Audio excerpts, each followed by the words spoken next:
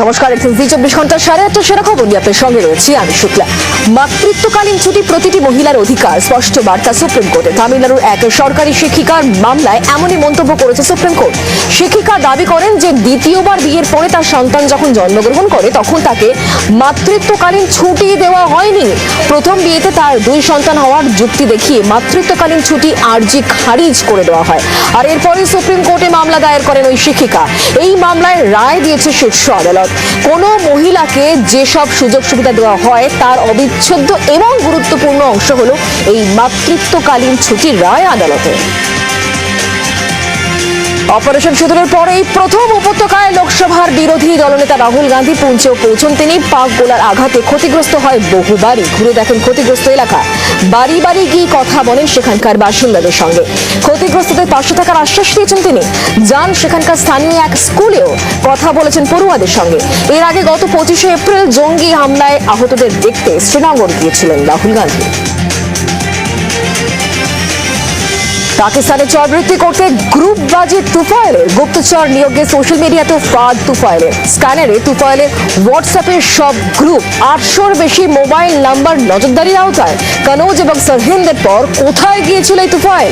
কানোজ এবং সরহিন্দ যাওয়ার পরে 19টি গ্রুপ তৈরি হয়। টার্গেট জৈতপুরা, আদমপুর, আজমগড় এবং এখানকার যুবক যুবতীরা। বেছে বেছে স্থানীয়দের মগজ ধোলাই করাই ছিল তার লক্ষ্য।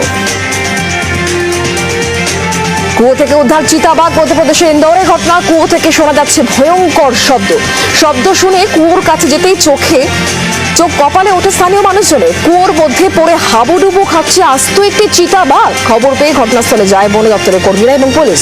বেশ কয়েক ঘন্টার চেষ্টায় উদ্ধার করা হয়েছে চিতাবাঘটিকে।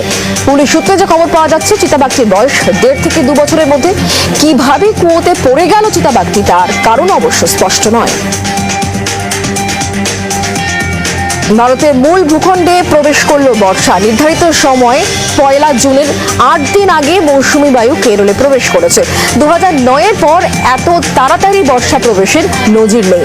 16 বছর পর ফের মে মাসের 24 তারিখ দেশের মূল ভূখণ্ডে বর্ষার প্রবেশ। ভারী বৃষ্টিপাতের জেরে তিরুবনন্তপুরমে জলমগ্ন একাধিক জায়গা। শুক্রবার ঝড় বৃষ্টিতে রাস্তায় উপড়ে পড়েছে বহু গাছ। বিদ্যুৎ বিচ্ছিন্ন হয়ে পড়েছে একাধিক এলাকা। শনিবার সকাল হতে শুরু হয় রাস্তা থেকে গাছ সরানোর কাজ। কাসারগোদ এবং কন্নৌর জেলায় লাল সতর্কতা জারি করা হয়েছে। মাল্লাপুরম, ত্রিশূর, আলাপুঝা জেলায় কমলা সতর্কতা জারি করা হয়েছে। কোল্লাম এবং তিরুবনন্তপুরম জেলায় হলুদ সতর্কতা জারি।